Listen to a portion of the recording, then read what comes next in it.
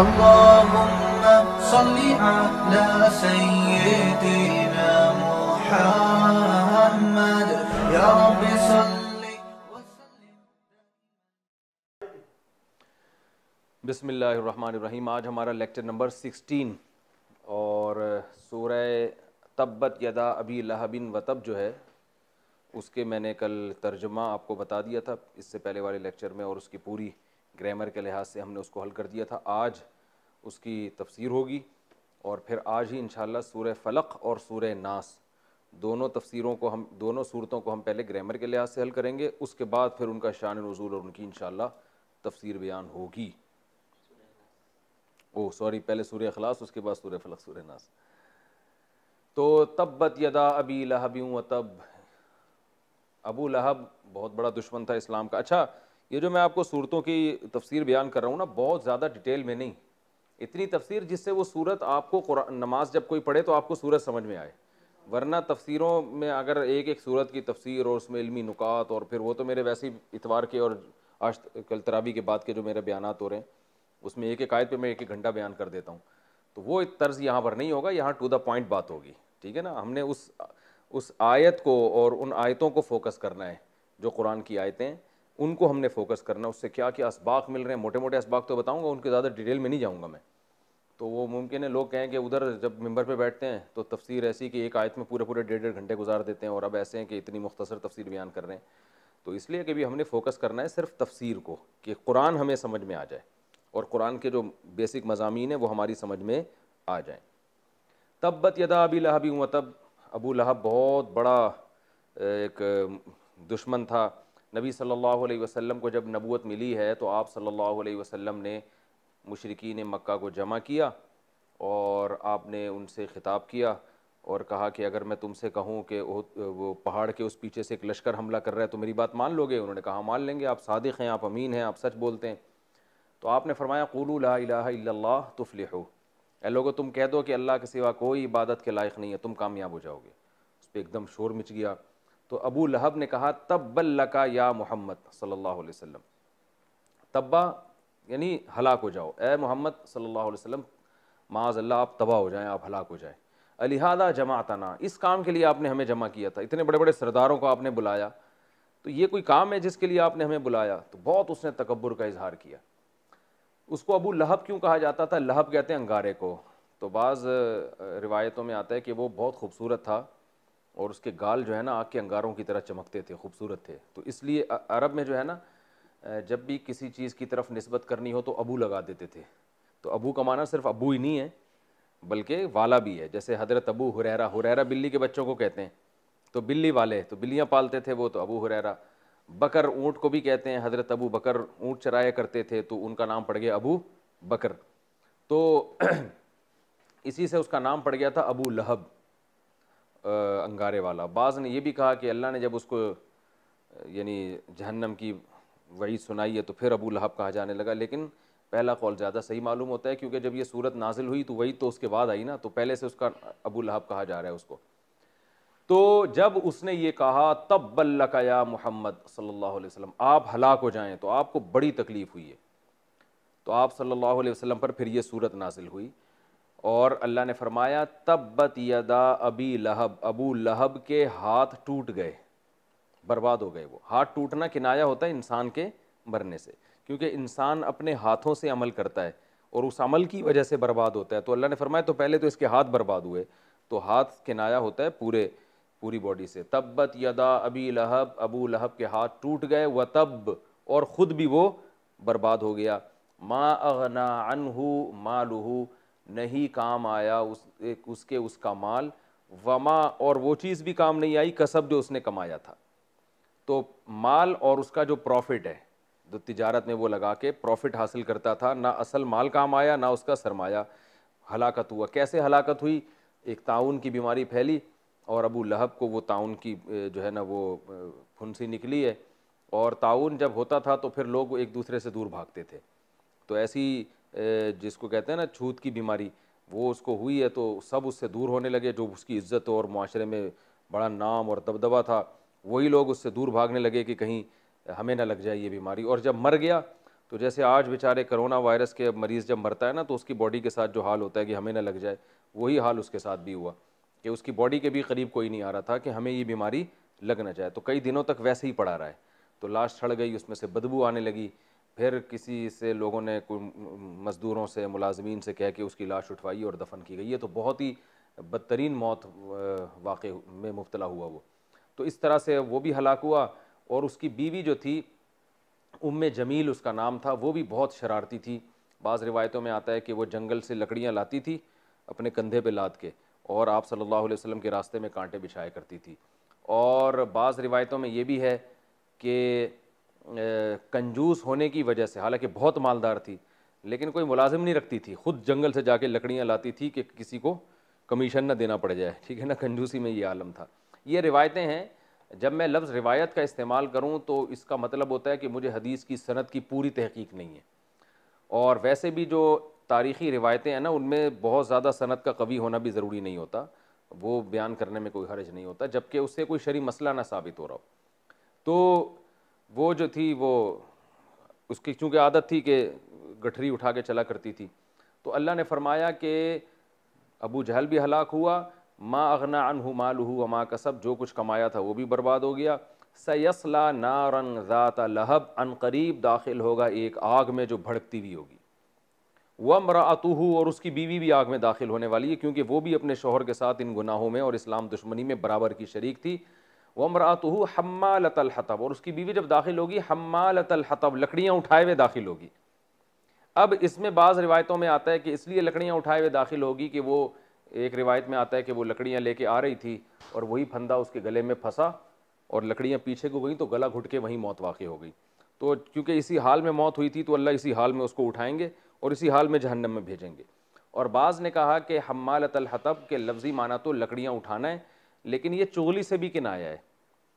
अरबी में चुगल खोर को भी हम्मालतल हतब कहते हैं, इसलिए कि हतब कहते हैं जो जंगल में लकड़ियाँ, हर तरह की लकड़ियाँ उठाता है। तो चुगल खोर भी क्या करता है, बहुत सारा जो गीबतें कर करके ना, लोगों की इधर उधर की बुराइयां करके बहुत सारा गुनाहों का बोझ अपने कंधे पे डाल लेता है। तो उसको भी ये कहा जाता है कि लकड़ियाँ उठाने वाला, बोझ उठाने वाला। तो चुगल खोर से भी किनाया है ये लफ्ज़। तो या तो वो लकड़ियाँ उठाने वाली थी या चुगलियाँ करती थी, इसलिए कुरान ने उसको हम्मालतल हतब कहा। लेकिन इसी सिफत के साथ, अगर हम्मालतल हतब का मतलब हम चुगल खोर करते हैं, तो इसका मतलब है कि जब वो जहन्नम में दाखिल होगी तो इस सिफत के साथ दाखिल होगी, यानी उसका शुमार चुगल खोरों में होगा। तो लकड़ियाँ उठा के नहीं दाखिल होगी, बल्कि चुगल खोरों में शुमार होगा, और ये चुगलियों का बोझ उसने अपने कंधे पे उठाया हुआ होगा और वो जहन्नम की आग में दाखिल हो रही होगी, क्योंकि उसने चुगलियाँ लगा लगा के बहुत फसाद मचाया था। तो वमरातु हम्मालतल हतब फी जीदिहा हब्लुम मिन मसद, और जब दाखिल होगी तो उसकी गर्दन में रस्सी होगी बटी हुई। तो अगर हम हम्मालतल हतब के माना लकड़ियाँ उठाना ही लेते हैं, फिर तो इसका मतलब बिल्कुल वाज़ेह है कि उसकी गर्दन में जो है वो बटी हुई रस्सी होगी जो फंस चुकी होगी, जिससे वो गला घोंट के मरी थी। और अगर हम इसको किनाया लेते हैं तो इसका वही मतलब है कि वो जो रस्सी है, वो एक जो गीबतों का बोझ उसने उठाया हुआ होगा, उसी गीबतों के बोझ की रस्सी भी उसके गले में अटी हुई होगी। तो बज़ाहिर पहला वाला माना ज़्यादा सही मालूम होता है, क्योंकि जब कोई किनाया इस्तेमाल होता है ना, तो फिर उसमें इतनी ज़्यादा तशबीहात नहीं होती। तो जब अल्लाह ने कहा कि उसकी गर्दन में रस्सी भी होगी, बटी हुई रस्सी होगी, तो इससे मुराद यही है कि वो रस्सी से मुराद ओरिजिनल रस्सी है, और वही लकड़ियों के बोझ के साथ और उसी रस्सी के साथ जो वो दिन भर किया करती थी, और उसी लकड़ियों में जो कांटेदार लकड़ियाँ नबी के राह में बिठाया करती थी, तो अल्लाह उसी रस्सी समेत और उसी गठरियों समेत उसके कंधे पे रखेंगे जो उसका दिन भर की एक्टिविटी थी, और उसी के साथ अल्लाह ताला उसको जहन्नम में दाखिल करेंगे। तो ये इस सूरत की मुख्तसर तफसीर थी। इस सूरत में हमें इल्मी नुकात क्या पता चलते हैं, फ़ायदे की चीज़ें क्या पता चलती हैं। पहली बात तो ये पता चलती है कि तकब्बुर बहुत बुरी चीज़ है। अबू लहब ने नबी सल्लल्लाहु अलैहि वसल्लम की बात सुनने के बाद उसको चाहिए था कि थोड़ी तहकीक करता कि सही कह रहे हैं गलत कह रहे हैं। पहली दफ़ा में उसने इनकार कर दिया और नबी का मजाक उड़ाना शुरू कर दिया। तो ये किब्र है, और किब्र अल्लाह को पसंद नहीं है। और ये किब्र उसने क्यों किया? पैसा था उसके पास, दौलत थी। तो दौलतमंद आदमी जो है वो बात को जल्दी कबूल नहीं करते, उनमें एक तकब्बुर होता है। तो पहला नुक्ता क्या पता चला? तकब्बुर बुरी चीज़ है, इंसान को हक़ से रोकती है। दूसरा, अक्सर दौलत जो है इंसान को मुतकब्बिर बनाती है, क्योंकि अल्लाह कह रहा है कि वो अपने माल की वजह से नबी की बात नहीं मानी ना, नबी मिस्कीन शुमार होते थे, गरीब शुमार होते थे, अबू लहब मालदार था, उसने कहा मैं इनकी बात क्यों मानूं। तो अल्लाह ने फरमाया कि यही माल उसके काम नहीं आएगा। तो पहली बात पता चली तकब्बुर बुरी चीज़ है। दूसरी बात पता चली दौलत अक्सर तकब्बुर का ज़रिया बनती है। तीसरी बात पता चली कि बाज़ दफ़ा अल्लाह ताला किसी बड़े आदमी को दुनिया में ऐसी सज़ा देते हैं कि इबरत का निशान बन जाता है। जैसे वो ऐसी वबाई बीमारी में आया कि लोग उससे जान छुड़ा रहे हैं। तो इसका ये मतलब नहीं है कि कोई भी वबाई बीमारी में मुब्तला हो। जैसे आज बहुत से नेक लोग भी हैं, बुज़ुर्ग हैं, कोरोना वायरस में इंतकाल हो रहा है, उनकी बॉडी को भी कोई हाथ नहीं लगा रहा, तो इससे ये नहीं साबित होता कि वो माज़अल्लाह बुरे आदमी थे। तो एक ही चीज़ एक शख्स के हक़ में आजमाइश होती है, एक शख्स के हक़ में उसके दर्जात की बुलंदी का ज़रिया होती है। बाज़ बड़े बड़े बुज़ुर्ग हैं, नेक लोग हैं, वो मरते हैं, अब वो ऐसी बीमारी में मौत हुई कि कोई करीब ही नहीं आ रहा उनके, हमें बीमारी न लग जाए। तो ये अल्लाह की तरफ से एक उनके दर्जात बुलंद करने का ज़रिया है। मैं इसको एक मिसाल से समझाता हूँ कि हमने ऐसे कई वाक़यात सुने हैं बहुत मोतबर ज़राए से कि कब्र में किसी मैयत को रखा गया और मैयत को कब्र ने बाहर फेंक दिया गुनाहों की वजह से ना, कब्र कबूल नहीं कर रही। ऐसे बहुत वाक़यात हुए हैं, मुतवातिर वाक़यात हैं। मैंने भी एक बयान में वाक़या सुनाया जो बहुत ही किसी करीबी ने मुझे सुनाया था वाक़या, कि उनके गांव में ऐसा वाक़या हुआ, कब्र में डाल रहे हैं और कब्र बाहर निकाल के फेंक देती है। तो ये भी ऐसे वाक़यात होते हैं। लेकिन अब्दुल्ला बिन मुबारक के दौर में वाक़या हुआ, एक शहीद थे, उनको दफनाया गया तो कब्र बाहर निकाल के फेंक देती थी। लोग परेशान हुए, क्या मसला है। अब्दुल्ला बिन मुबारक रहमहुल्लाह ताला की किताब में ये वाक़या ज़िक्र है। तो जब उस शहीद के घर पहुँचाए गए, देखा कि भाई ये तो क्या मसला है, इसको तो कब्र नसीब ही नहीं हो रही, कोई गुनाह तो नहीं था। उन्होंने कहा कि नहीं, ये बहुत नेक था, ये दुआ करता था अल्लाह मुझे ऐसी शहादत मिले कि मेरे जिस्म को ना परिंदे खाएं, और क़यामत के दिन जब मेरा हशर हो तो परिंदों के पेट और दरिंदों के पेट से मेरा हशर हो। तो तू पूछे कि ये ऐसा क्यों हो रहा है, कब्र से क्यों नहीं उठ के आ रहे, तो मैं कहूँ अल्लाह ये तेरी राह में हुआ है, तो इसलिए इसको कब्र नसीब नहीं हो रही, इसको बाहर छोड़ दो, इसको दरिंदे खाएंगे। तो अब देखें, वही चीज़ एक शख्स के हक़ में शहादत का आला मर्तबा है और एक के हक़ में वो अल्लाह का अजाब है। तो अमल असल चीज़ है, असल चीज़ है अमल। नबी ने फरमाया ना, ताउन जब फैलता है तो अजाब है, लेकिन यही ईमान वालों के हक़ में क्या है, रहमत है। तो अब कोई नेक आदमी का इंतकाल हुआ, उस बेचारे के साथ ऐसा लोग सलूक कर रहे हैं, तो यही चीज़ उसके और दर्जात में बुलंदी का ज़रिया बनेगी। अल्लाह कहेंगे तुम्हारे अमल अच्छे थे और तुम्हें इज़्ज़त के साथ दफन नहीं किया गया, तो इसका मैं तुम्हें नेमुल बदल दूंगा। लेकिन बाज़ दफ़ा गुनाहों की वजह से इज़्ज़त के साथ दफन नसीब नहीं होता, उसकी वजह गुनाह होते हैं। तो अबू लहब जो था, उसको इज़्ज़त की मौत और इज़्ज़त के साथ दफन नसीब नहीं हुआ। तो ये इसलिए नहीं कि दर्जात बुलंद हो, बल्कि अल्लाह ने दुनिया में इबरत का निशान बना दिया कि जो किब्र था आज मैंने इसका तकब्बुर तोड़ दिया है। तो असल मदार आमाल पर है। ये तीसरा नुक्ता पता चला। और चौथा नुक्ता जो है ना,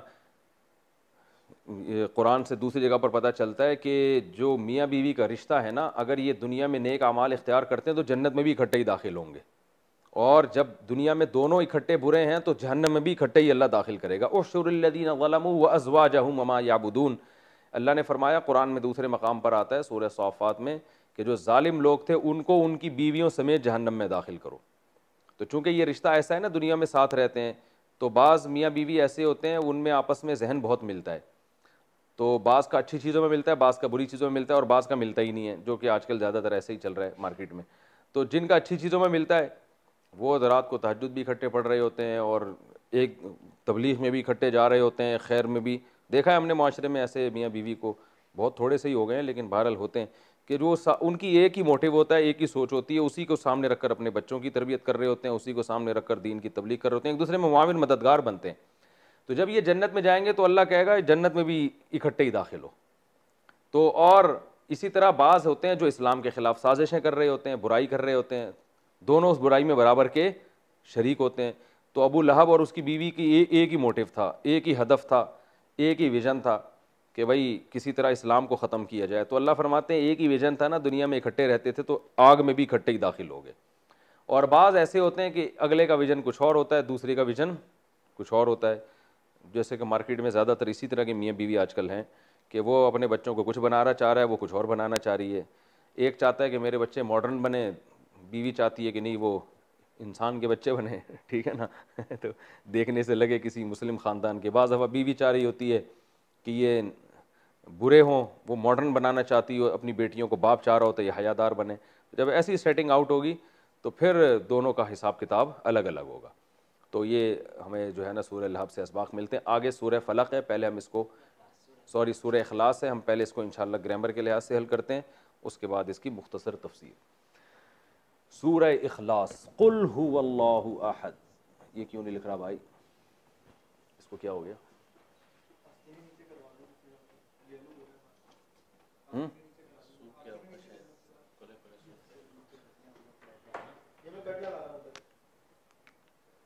कुल, हाँ,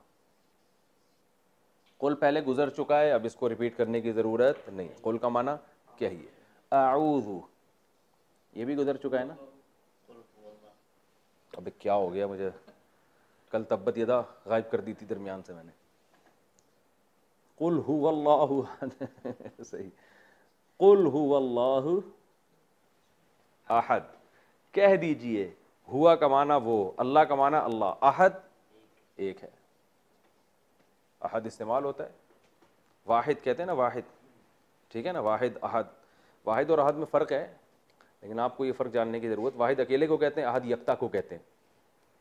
कुल हुवल्लाहु अहद, वो अल्लाह क्या है? एक है। अल्लाहु समद, अल्लाह समद है, बेनियाज। अरबी में एक लफ्ज़ होता है गनी, गनी का माना है बेपरवाह। मालदार को भी गनी कहते हैं, क्योंकि उसे पब्लिक की ज़रूरत नहीं होती, उसके पास इतना पैसा अल्लाह का दिया, इतना कुछ होता है कि उसको आपकी ज़रूरत। गरीब आदमी बेचारा हर एक का मोहताज होता है वो। तो गनी कहते हैं जिसे किसी की ज़रूरत ना हो। समद कहते हैं जिसे किसी की ज़रूरत ना हो लेकिन सबको उसकी ज़रूरत हो। यानी गनी का सबसे ऊंचा मकाम है, ठीक है ना। इंसान गनी तो होता है मगर समद नहीं होता। समझते हो कि नहीं समझते? तो अल्लाह बेनियाज है, इसीलिए कहते हैं बेनियाज। अब इस किस्म के अल्फाज उर्दू में या इंग्लिश में नहीं है, इतनी ताकत नहीं है किसी और ज़बान में। अल्लाह के 99 नाम जो है ना, इसका उर्दू या अरबी इंग्लिश में तर्जमा हो ही नहीं सकता। करेंगे तो तर्जमा नहीं होगा, वो पूरी डेफिनेशन होगी, ठीक है ना। अल्लाहु समद, अल्लाह बेनियाज है। लम यलिद, लम यलिद असल में था लम यौलिद, यौलिद यजरिब की तरह, विलादत से है, इसका माना बच्चा जन्ना। तो लम जब लगता है तो मुजारे को पास्ट के माना में कर देता है और पॉजिटिव को नेगेटिव बना देता है। ये मैं डिटेल से बता चुका हूं। और आखिर में जज़म भी आता है। लम यलिद, वाव आ रहा है ना, वाविल हर्फ है तो गड़बड़ कर देता है ये। तो लम यौलिद को पढ़ते हैं लम यलिद, उसने किसी को नहीं जना। वह लम यौलिद था असल में ना, हाँ, तो यौलिद का माना जन्ना, यूलद जना जाता है, यजरिब मारता है, युजरबू मारा जाता है। तो यौलिदू से यूलदू, तो लम यूलद। ये मैं अगले सवाल दोबारा ले, लम यूलद नहीं आ रही समझ। लम यलिद वलम यूलद, ना उसने जना ना यूलद, युजरबू की तरह पैसिव वॉइस। वलम यूलद, ना लम यलिद, ना उसने किसी को जना, वलम यूलद, ना वो खुद जना गया, यानी उसको भी किसी ने नहीं जना। वलम यकुन, ये कल के सबक में आया था। काना असल में क्या था? कवाना। और यकूनु था यकवुनु, यकवुनु, यनसुरु की तरह, यकवुनु होना। काना का माना हुआ, इसका माना होना। तो यकवुनु तो बन गया लम, लम यकवुन, लम यनसुर, लम यकवुन, क्या माना होगा? वो नहीं हुआ, वो नहीं हुआ। तो यकवुन में इसको पढ़ते हैं यकून, जैसे यकवुलु को यकूलू पढ़ते हैं ना, तो यकवुनु को यकूनू पढ़ते हैं।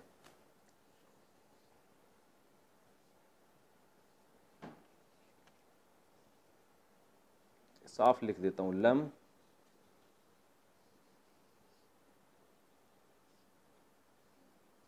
लम यकून। यकवुलू को यकूलू, वाव की वजह से ना हुरूफे गड़बड़ी है, तो यकवुनू को यकून, लम यकून। अब लम यकून इतना लंबा है, अरब इसको शॉर्ट करते हैं, लम यकुन क्या पढ़ते हैं, लम। हर जबान में ऐसे शॉर्ट अल्फाज को शॉर्ट किया जाता है ना। जैसे अरबी में कहते हैं ऐश, असल में था अय्यु शैइन, कहते हैं ऐश। इंग्लिश में भी बहुत है ऐसे। इंग्लिश में कोई मिसाल दो। He can not go. अब हम जो जैसे पेंडू लोग जब इंग्लिश बोलते हैं ही कैन नॉट गो, कलकले पूरे कर रहे होते हैं। Do you have a Apple कह रहे हैं। What is in your mind कहते हैं ना। तो इतनी कौन इंग्लिश बोलता है। वो एक कारी साहब के पास गया ना एक आदमी, कहते हैं शीरा है, शीरा। कारी साहब नहीं, सॉरी, कारी साहब गए मिठाई की दुकान, कहने लगे शीरा है, कहते हैं इतना गाढ़ा नहीं है शीरा तो है मगर इतना गाढ़ा नहीं। तो यही है यहाँ पे। एंड एक साहब मेरे साथ बोलते, कह रहे एंड। मैंने कहा यार ये एंड इतना गाढ़ा एंड नहीं होता, तो थोड़ा सा इसको हल्का कर लो। तो यही चल रहा है। लम यकून को अरब ने क्या बना दिया, लम यकुन। और कोई अच्छी मिसालें दो यार शॉर्ट की। कांट बोलते हैं, can not, I can not, I can't. American कहते हैं आई वांट टू गो को I wanna go, it isn't possible for me to do this, कहते हैं ना। तो एक साहब ने मुझे कहा यार आप तो बड़ी फर्स्ट क्लास। मैंने उनसे कहा it isn't possible for me to go there. यार आपकी इंग्लिश तो बड़ी खानदानी है। मैंने कहा और भी तो पूछ के देखो कुछ और भी तो कुछ पूछो। तो एक जुमले से आपने फैसला कर लिया, how is it possible for me to improve my English.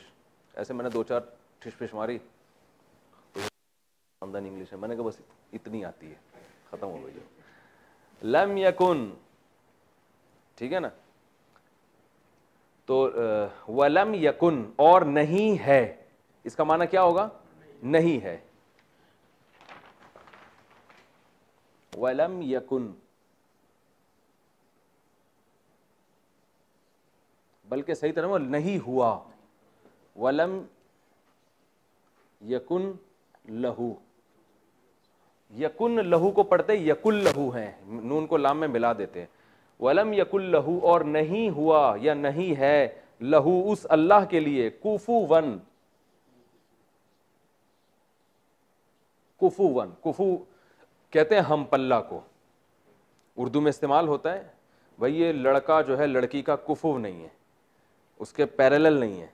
और एक लफ्ज़ समाज मुकाफात अमल, सुना ना, मुकाफात अमल, ये भी कुफू से निकला। मुकाफात अमल, आप जैसा अमल करोगे बिल्कुल उसी के मुताबिक आपके साथ मुआमला होगा। आप लोगों के साथ कोई बुरा हो रहा होता है, कहते हैं भाई ये मुकाफात अमल है, आपने अपनी औलाद के साथ ऐसा किया तो आज आपकी औलाद आपके साथ, सॉरी आपने अपने अब्बा के साथ ऐसा किया तो आज आपकी औलाद आपके साथ ऐसा कर रही है। तो मुकाफात यानी उसी के हमजिन्स और उसी के पैरेलल अमल और बदला आपके सामने आ रहा है। तो कुफुफ कहते हैं हम पल्ला, जोड़, सही है ना। तो वलम यकुल लहू, काफी का लफ्ज देखा है ना, काफी, ये चीज आपके लिए काफी है। जितना आप अमल कर रहे हैं असल में वो है किफायत से, लेकिन फिर भी काफ वाव, काफ फा और वाव तो आ रहा है ना उसमें, तो ये बिल्कुल आपके मुताबिक है। वलम यकुल लहू कुफुवन, और नहीं है उस अल्लाह के लिए हम पल्ला, अहद, कोई एक भी। ये अहद यकुन का सब्जेक्ट है, फाइल है। कोई नहीं है उस अल्लाह के लिए हम पल्ला, यानी अहद का माना लम यकुन अहदुन, असल में यूं है, लम यकुन अहदुन कुफुवन लहू, यूं इबारत बनेगी। नहीं है कोई एक बराबर लहू उस अल्लाह का, ठीक है। वलम यकुल लहू कुफुवन अहद, नहीं है कोई एक बराबर उस अल्लाह का। अहदुन ये यकुन का फाइल है, नहीं है, कौन नहीं है, कोई भी नहीं है उस अल्लाह के लिए हम पल्ला, यानी उस अल्लाह का हमसर कोई भी नहीं। तो इसकी तफसीर क्या है, बहुत आसान है। मुशरिकीन नबी सल्लल्लाहु अलैहि वसल्लम के पास आए कि आप हर वक्त अल्लाह की बातें करते हो, तो अल्लाह का कोई नसब बताएं। अरब में नसब वसब का बहुत था ना, तो इस पर यह सूरत नाजिल हुई कि ए नबी कुल, इनको कह दीजिए, हुवल्लाहु अहद, वो अल्लाह यकता है, अकेला है। कुल हुवल्लाहु अहद अल्लाहु समद, वो बेनियाज है, उसे किसी की ज़रूरत नहीं, सब उसके मोहताज हैं। लम यलिद, नसब की बात करते हो, उसने तो किसी को नहीं जना। वलम यूलद, और ना वो किसी से जना गया। वलम यकुल्लहू, और नहीं है कोई भी, कुफुवन, हम पल्ला, नहीं है, लहू, उस अल्लाह के लिए, कुफुवन, हम पल्ला, अहद, कोई भी आखिर में आएगा, कोई एक भी उस अल्लाह का हम पल्ला और पैरेलल नहीं है, उसके जोड़ का कोई भी नहीं है, वो बिल्कुल सबसे यकता और सबसे तन्हा है। ये जो एथियस लोग हैं ना, ये अक्सर मुतालबा करते हैं कि इस कायनात को अगर किसी ने पैदा किया है तो सवाल पैदा होता है फिर उसको किसने बनाया। तो इससे वो ये साबित करना चाहते हैं कि जैसे खुदा खुद से हो सकता है तो ये कायनात भी खुद से हो सकती है। सही है ना? तो जैसे आप इस कायनात को हमेशा मानते हुए आप कह रहे हो ये हमारे लिए मुमकिन नहीं है, कायनात को हम हमेशा से कैसे माने, तो आप अल्लाह को भी तो हमेशा से ही मानते हो ना। तो इसमें उसका भी जवाब है, भाई इस कायनात में तो हम देखते हैं कि इसकी खासियतें से तो हम वाकिफ़ हैं। यहाँ विलादत भी होती है, अगर कोई बच्चा आए और कहे कि मेरा कोई बाप भी नहीं है, मेरी कोई माँ भी नहीं है, मैं खुद से आ गया, मान लोगे? है भाई? वो कहे ना मुझे, मैं पैदा हुआ ना कोई पैदा, ना मैंने किसी को जना, ना मुझे कोई जन, हम कहते हैं ऐसा होता नहीं है। बच्चा है तो अब्बा भी होगा और अम्मा भी होंगी। अब उसके बारे में ये कहना कि ये बच्चा हमेशा से है, ये मुमकिन नहीं है, क्योंकि हम उसकी खासियतों को जानते हैं, जबकि हम अल्लाह की खासियतों को नहीं जानते।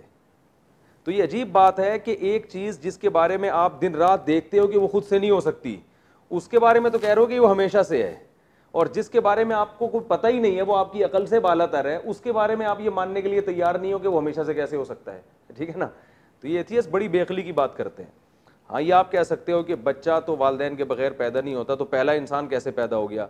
तो हम यही कहते हैं कि जैसे वालिदैन के बगैर बच्चा नहीं पैदा हो सकता, तो किसी के इरादे के बगैर इंसान का वजूद हो नहीं सकता, आज तक ऐसा नहीं हुआ। तो यकीनन पहला इंसान अल्लाह ने अपने इरादे और कुन की ताकत से पैदा किया है, और पहली दफ़ा कायनात बगैर किसी सबब के अल्लाह ने अपने इरादे कुन से पैदा की है।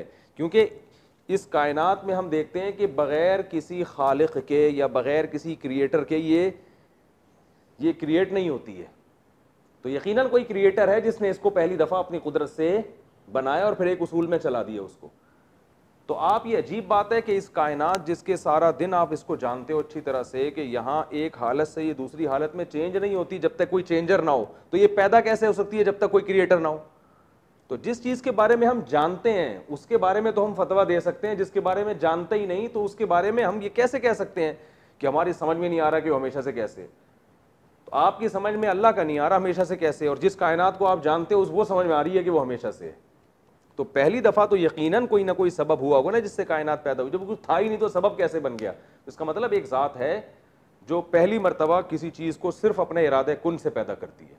तो इंसानियत की इब्तदा पहली दफ़ा जो हुई है बग़ैर किसी लॉजिक के, ना कोई बाप ना कोई माँ, अल्लाह ने अपनी कुदरत से आदम को बनाया, अपनी कुदरत से अम्मा हुआ को बनाया, फिर उनमें जो है ना वो अल्लाह ने ऐसे सॉफ्टवेयर इंस्टॉल कर दिए कि उनके मिलाप से लड़का भी पैदा हो रहा है, लड़की भी, और सब में ये वो सिस्टम अल्लाह ने रख दिया। तो फिर उससे पैदा होते चले जा रहे हैं।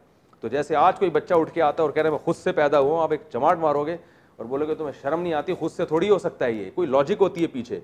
तो भाई इसी तरह ये मुमकिन ही नहीं है कि एक इंसान तो बगैर इत्तेफाक से वजूद में नहीं आ रहा, और पूरी कायनात, पूरी जो है ना वो सारा सिस्टम, समंदर, दरिया, पहाड़, और जनाब वो इलेक्ट्रॉन, प्रोटॉन, न्यूट्रॉन का जो एक पूरा सिस्टम है, और फिर निज़ाम शमसी और ज़मीन का 23 डिग्री झुकना और मौसम बनना, और जो है वो पूरा एक सिस्टम, बारिशें हो रही हैं, पैदावार उग रही है। फिर एक एक बीज को देखो कितनी अजीब, खरबूजे का बीज देख लो, उसे ज़मीन में डालो, बेल उगती है, खरबूजा पैदा होता है, उसमें फिर वही बीज होता है, फिर उसे डालो, फिर वही। सैकड़ों साल से ये ऐसे इत्तेफाकात बीज में खुद ब खुद इंस्टॉल हो गए, ये नहीं होता। पहली दफ़ा कोई है जो किसी सबब का मोहताज नहीं है, उसने पैदा कर दिया और उसको एक उसूल में, एक जो है ना एक उसूल में डाल के उसने चला दिया उसको। तो इसलिए अल्लाह ने फरमाया कि अल्लाह का कोई हमपल्ला, कोई हमसर है ही नहीं कि एग्जाम्पल दी जा सके उसकी। देखो मैं ये कहता हूँ, ये वलीद बैठा हुआ है हमारे पास, एक बंदे का फ़ोन आया कि वलीद से बात करनी है। मैंने कहा कौन सा? कह रहे जो आपके साथ होता है। मैंने कहा 3 किस्म के वलीद हैं, एक लंबा वाला वलीद, एक मोटा वाला वलीद और एक काला वाला वलीद। कौन से की बात कर रहे हो? कहने कैसी बात कर रहे हो भाई? मैंने कहा हमने इसी तरह याद रखा हुआ है। अब हम कहते हैं ना यार वलीद को बुलाओ, तो सब पूछते हैं कौन सा, तो मोटा वाला वलीद। मोटे वलीद से ये मुराद होता है थोड़ा ब्लैक ब्लैक, बिल्कुल ब्लैक नहीं है, अंधेरे में नज़र आते हैं वो, इतने ब्लैक नहीं है, तो वो वाले वलीद हैं। और लंबा वाला वलीद जो हमारे सामने रहता है। तो कह रहे हैं आप कैसी बातें, दोस्त हैं वो नाराज़ नहीं होते ऐसी बातों से। तो फिर खैर, तो अब मैं, ये मोटा वाला वलीद मेरे सामने बैठा हुआ है। असल में मैं ये बताना चाह रहा था कि लोग बोलेंगे कौन से वलीद, ये मोटा वाला वलीद बैठा हुआ है मेरे सामने। तो मैं ये कहूँ कि ये कहता है कि मैं खुद से वजूद में आ गया हूँ। इत्तेफाक की बात है, ऐसे कहता नहीं, कहा नहीं है, वरना ये यहाँ बैठेगा नहीं कभी। कह रहे मैं मेरे कोई ना अब्बा ना अम्मा, मैं वैसे ही पैदा हो गया। तो मैं कहूँगा यार इसको कोई एग्जाम्पल है, या पैदा हुआ हूँ, तो मैं कहूँ यार इसकी कोई मिसाल है। फौरन कहेगा हजरत ईसा भी तो बगैर बाप के पैदा हुए थे, वो भी तो इंसान थे, तो मैं भी हो सकता हूँ। ठीक है ना? फिर मैं इस पे गौर करूंगा ये मिसाल यहां मुंतबिक होती है कि नहीं होती, वो बात की चीज होगी। बात समझ में आ रही है? तो इंसान हमेशा कोई भी चीज जब साबित होती है उसके लिए एग्जाम्पल देता है, एग्जाम्पल देता है। तो ये एग्जाम्पल देंगे, मैं फिर बताऊंगा भाई हजरत ईसा अलैहिस्सलाम का तो पहले से किताबों में लिखा हुआ था, और वो अल्लाह के पैगंबर थे, और वो जो थे उनके तो मोजज़ात थे, और तुम्हें अल्लाह बगैर बाप के क्यों पैदा करेगा? अल्लाह अपने कानून को क्यों तोड़ेगा? तुम्हारे क्या सुरखाब के पर लगे हुए हैं, या तुमसे कोई बहुत बड़ा अल्लाह ने दीन का काम लेना है जो ये इतना बड़ा मोजज़ा जाहिर करेंगे? फिर ये बहस होगी और मैं साबित करूंगा कि ये दावा क्या है आपका गलत, लेकिन एग्जाम्पल पेश की जाती है। और अगर ये कहते हैं कि जी मैं वैसे ही पैदा हो गया, और मिसाल में आदम अलैहिस्सलाम को दलील के तौर पे पेश करें, तो मैं फिर साबित करूंगा भाई वो तो चूंकि पहले इंसान थे ना, तो पहले दफ़ा तो बगैर किसी सबब के पैदा करना था, तुम्हें अल्लाह ऐसे ही क्यों पैदा करेगा? तो इंसान जब भी अपने दावे को सच्चा साबित करने की कोशिश करता है तो पहले उसकी क्या देता है? एक मिसाल देता है कि यार ये अकल से बईद नहीं है, बल्कि इसकी एग्जाम्पल मौजूद है। तो अल्लाह फरमा रहे हैं कि ये जो एथियस्ट लोग हैं ये कहते हैं कि ये कायनात, हमें ये समझ में नहीं आता कि अल्लाह हमेशा से कैसे है, तो उनको समझाने के लिए हमें कोई मिसाल देनी पड़ेगी ना। तो अल्लाह फरमाते हैं अल्लाह की कोई मिसाल इसलिए नहीं बनती है, लम यकुल लहू कुफुवन अहद, उसका कोई हमपल्ला है ही नहीं कि जिसको तुम मिसाल देके समझाया जा सके कि जैसे ये हमेशा से हो सकता है वो भी हमेशा से हो सकता है, लिहाजा वो अकल से बालातर है। लेकिन एथियस्ट क्या कर रहा होता है कि वो मखलूक जिसकी दर्जनों मिसालें मिलती हैं, और मिसालें इस बात पर हैं कि ये हमेशा से नहीं हो सकती, जिसकी दर्जनों मिसालें देती हैं उसके बारे में कहते हैं कि कायनात हमेशा से है। हाई बात समझ में? यानी मैं साबित करता हूं कि भाई ये जो चीज है, या ये शख्स जो है ये बाप और मां के बगैर पैदा नहीं हुआ। आप कहते हैं इसकी क्या दलील है बगैर मां बाप के पैदा नहीं हुआ? मैं कहूं यार इस जैसे जितने भी हैं मिसालें हैं उनमें एक भी मिसाल नहीं मिलती जो बगैर अब्बा और अम्मा के पैदा हो रहे हो। फिर अगर मैं ये दावा करता हूं ना बगैर बाप के पैदा हुआ, बगैर मां के, तो ये मेरा दावा सही नहीं होगा, मुझे बहुत मजबूत दलील देनी पड़ेगी। तो एथियस्ट क्या कहता है कि ये कायनात हमेशा से है, जबकि इस दावे को साबित करने के लिए इसी कायनात की जितनी मिसालें दी जाएंगी वो सारी मिसालें उनके अगेंस्ट जा रही है। वो सब बता रही हैं कि ये कायनात तो एक कंडीशन से दूसरी कंडीशन में चेंज बगैर चेंजर के नहीं होती, तो पैदा बगैर खालिक के कैसे हो गई? तो सारी जो एग्जाम्पल्स हैं वो आपके अगेंस्ट जा रही हैं, जबकि खुदा जिसका कोई हम पल्ला और कुफू है ही नहीं, सही है ना, उसकी आप हमसे मिसालें मांग रहे हो, और जिसकी सैकड़ों मिसालें मिलती हैं उसके बारे में आप उन मिसालों पर कयास नहीं कर रहे बल्कि उनके अगेंस्ट आप बात कर रहे हो। तो ये अजीब पागलपने वाली बातें हैं, ठीक है ना। एक बड़े मशहूर एथियस्ट है, उसने पता नहीं क्या किया उल्टे सीधे ना बायोलॉजी के दलाइल, और वो मुझे उसका क्लिप सुना, मैंने कहा ये आदमी एक आसान चीज को बिला वजह पेचीदा बना रहा है। कहते हैं जब फंस जाओ तो इंग्लिश बोलना शुरू कर दो जिसको इंग्लिश नहीं आती, ये लोग यही काम करते हैं, खाम खामे साइंस के ना पेचीदा फॉर्मूले जो आम लोगों को नहीं आते, तो ये उस चीज में जाते हैं, 2 और 2 4 की तरह कभी ये बहस करने की कोशिश नहीं करते। जैसे मुनकिरीन हदीस का मैंने बताया था ना, कि भाई अगर ये बुखारी मुस्लिम गलत है तो फिर कुरान हमें समझाया किसने? कुरान तो कह रहे हैं नबी के समझाए बगैर तुम समझ नहीं सकते, तो कुरान कह रहा है, तो फिर वो नबी का समझाया हुआ कहाँ गया? कभी इस पे नहीं आएंगे, इधर उधर की घुमाएंगे। तो ऐसे ही जितने बातिल लोग हैं ना, ये हमेशा बहस को बनाते हैं पेचीदा। तो खुलासा ये निकला कि अल्लाह का कोई हम पल्ला नहीं है कि हम ये कहें कि अल्लाह हमेशा से है, तो उसको समझाने के लिए हमारे पास कोई मिसाल नहीं है, इसलिए आपको अकल से बालातर लग रहा है। वो तो मिसाल है ही नहीं भाई, वो हम उसको समझ ही नहीं सकते, हमारी अकल से बालातर है। जबकि इंसान और जितनी कायनात हैं, इनकी हर हर चीज़ की सैकड़ों सैकड़ों मिसालें हमारे पास हैं। आज अगर ये दावा करता है कि मैं बगैर अब्बा अम्मा के पैदा हो गया, तो मैं कहूँगा यार हमारे पास जितनी मिसालें हैं ना, अभी जितने इस रूम में बैठे हुए हैं, जितने तफसीर के लेक्चर सुने, वो सब आपकी तरह के इंसान, एक भी अब्बा अम्मा के बगैर पैदा नहीं हुआ।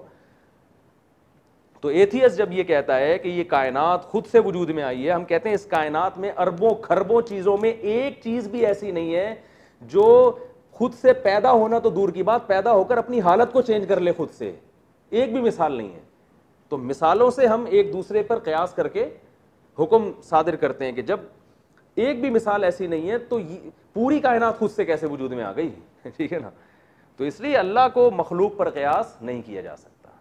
तो वलम यकुल्लहु कुफुवन अहद, वो अल्लाह है कि उसका कोई हम पल्ला नहीं है। तो यहीं से एथियस का और जो खुदा के मुनकिर और मुल्हिद लोग हैं, उनके दावे की और सारी जो उनकी साइंसी तहकीकात है ना, वो सब यहीं से तेल हो जाती हैं कि तुम पहले अल्लाह को मखलूक जैसा साबित करो, फिर ये कहो कि अल्लाह हमेशा से, हमारी समझ में नहीं आता। वो अल्लाह को किसने बनाया? हम कहते हैं किसी ने नहीं बनाया, वो हमेशा से। कह किस क्यों बनाए बगैर कैसे वजूद में आ गया?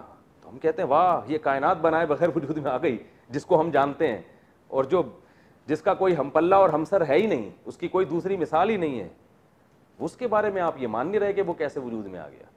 तो ये इसलिए तभी अल्लाह ने इनके लिए जहन्नम की आग रखी है, जो अपने बनाने वाले का इनकार करते हैं। तो अलम यकुल्लहु कुफुवन, समझ में आ गया। तो सूरह इखलास की तफसीर क्या है? तफसीर बयान कर देता हूँ, फिर हम इंशाअल्लाह, ये तफसीर ही बयान कर रहा था मैं, ठीक है ना। अच्छा। तो ये जो है, इसके बाद हम कल इंशाअल्लाह फिर सूरह फलक और सूरह नास पे चलेंगे। तो अल्लाह ताला ने ये जो सूरत है ना, इसकी बड़ी फजीलत है। रसूलुल्लाह सल्लल्लाहु अलैहि वसल्लम ने फरमाया कि ये सूरत 1/3 कुरान के बराबर है। 1/3 यानी 3 दफ़ा पढ़ेंगे तो एक कुरान पढ़ने का अजर मिलता है। अब बाज़ लोग ये इश्काल करते हैं फिर पूरा कुरान पढ़ने की ज़रूरत क्या है? तो देखें, एक चीज़ का सवाब अलग होती है, दर्जात अलग होते हैं। 3 दफ़ा सूरह इखलास पढ़ेंगे, कुरान की तिलावत का सवाब तो मिल जाएगा, लेकिन जब कुरान की तिलावत पूरी आप करेंगे तो उसमें सिर्फ तिलावत का सवाब नहीं है, अलग अलग सूरतों के पढ़ने के जो मुस्तकिल सवाब हैं वो भी आएंगे, उसमें खुद सूरह इखलास भी आएगी उसके अंदर, उसका अलग सवाब होगा। और जो कुरान पढ़ने से अल्लाह का कुर्ब मिलता है और जो दर्जात बुलंद होते हैं, वो पूरा कुरान पढ़ने से ही होते हैं, वो दर्जात हासिल नहीं होंगे। तो मकाम और मर्तबा और जो बहुत फजीलत मिलेगी वो तो पूरा कुरान पढ़ने से, सिर्फ जो नफ्स सवाब है वो 3 दफ़ा सूरह इखलास पढ़ने से भी मिलेगा। और हदीस में सूरह इखलास को 1/3 कुरान इसलिए भी कहा है कि इस्लाम के जो बुनियादी दावे हैं ना, वो 3 हैं, तौहीद, रिसालत और जो है आखिरत। इन 3 चीज़ों पे कुरान ने बहुत अहमियत से बात की है। तो उनमें एक तौहीद है, तो इसलिए गोया 1/3 कुरान है ये। तो ये बिल्कुल इब्तदा में नाजिल होने वाली सूरतों में है। और इसमें ईसाइयों की भी नफ़ी की गई है, जो कहते हैं ईसा इब्न मरियम अल्लाह के बेटे हैं। अल्लाह का कोई बेटा नहीं है। वो कोई बेटे के लिए जिन्स का होना ज़रूरी है। बाप की जो कौम होती है वही बेटे की कौम होती है, शक्ल भी बाप जैसी होती है बेटे की, तो जिन्स एक होती है। अल्लाह फरमाते हैं उसका तो हम पल्ला कोई है ही नहीं। वलम तकुल्लहु साहिबा, दूसरे मकाम पर आते हैं अल्लाह की कोई ज़ौजा नहीं है, कोई बीवी नहीं है, वो सबसे तन्हा है, बिल्कुल सबसे अलग है। तो ये सूरत का बार बार पढ़ना चाहिए, इसकी बड़ी फजीलत है। एक सहाबी नमाज में बहुत ज़्यादा तिलावत करते हैं सूरह इखलास की, जब भी नमाज़ पढ़ाते सूरह इखलास पढ़ते तो उनकी शिकायत कर दी। तो आप सल्लल्लाहु अलैहि वसल्लम ने उनको बुला के पूछा, क्यों बार बार सूरह इखलास पढ़ रहे हो? आपने फरमाया कि या रसूलल्लाह, मुझे सूरत से मोहब्बत है। तो फिर आपने उनको खुशखबरी दी कि जन्नत की खुशखबरी दी कि जो इस सूरत से मोहब्बत करता है उसके लिए ये खुशखबरी है। तो मोहब्बत की वजह क्या है कि जिसको तौहीद से, अक़ीदा तौहीद से मोहब्बत होगी उसको इस सूरत से मोहब्बत होगी, क्योंकि बार बार वो कहेगा ना अल्लाह जैसा कोई भी नहीं। आज भी जब किसी की तारीफ़ करनी होती है तो हम कहते हैं आप बहुत अच्छे, आप यूँ, शॉर्ट में तारीफ़, या आप तो मुनफरिद ही हो, हटो बच्चों कह देते हैं ना वाज़ दफ़ा, भाई आपकी तो बात ही निराली है। तो यूनिक या निराली या निराले लफ्ज़ लोग को पसंद आते हैं कि लोग ये कहते हैं हम जितने हैं ना तो हमारे जैसा कोई दूसरा हो ही नहीं सकता। अगर आपको आप भी बहुत अच्छे लेकिन वो भी बहुत अच्छे माशाल्लाह, तो अक्सर लोग इससे खुश नहीं होते। ठीक है ना। बेगम साहिबा आपसे कहें कि आप माशाल्लाह कितने हैंडसम स्मार्ट हैं, और आपके जो दोस्त हैं ना वसीम भाई, वो भी माशाल्लाह बड़े हैंडसम स्मार्ट हैं, क्या आप लगाओगे ना ये गुस्सा आएगा आपको, बोलेगी या तो मेरी भी ना करती, या आप बेगम को कहो बेगम तुम माशाल्लाह बड़ी खूबसूरत हो, और वो जो आंटी कल आई थी ना वो भी माशाल्लाह बहुत खूबसूरत थी, ये ना कहो कि आपसे ज़्यादा, बस वैसे ही कह दो वो भी अच्छी थी, तो बेगम को गुस्सा आएगा कि नहीं आएगा? जब इंसान शिर्क बर्दाश्त नहीं करता तो अल्लाह तो गैरत वाला है, वो कैसे बर्दाश्त करेगा? तो इसलिए अल्लाह ने कहा वलम यकुल्लहु कुफुवन अहद, कोई इसका हम पल्ला कोई भी नहीं है, उसका हमसर कोई भी नहीं है। अल्लाह ताला समझने की, अमल की तौफीक अता फरमाए। और मोटे वाले वलीद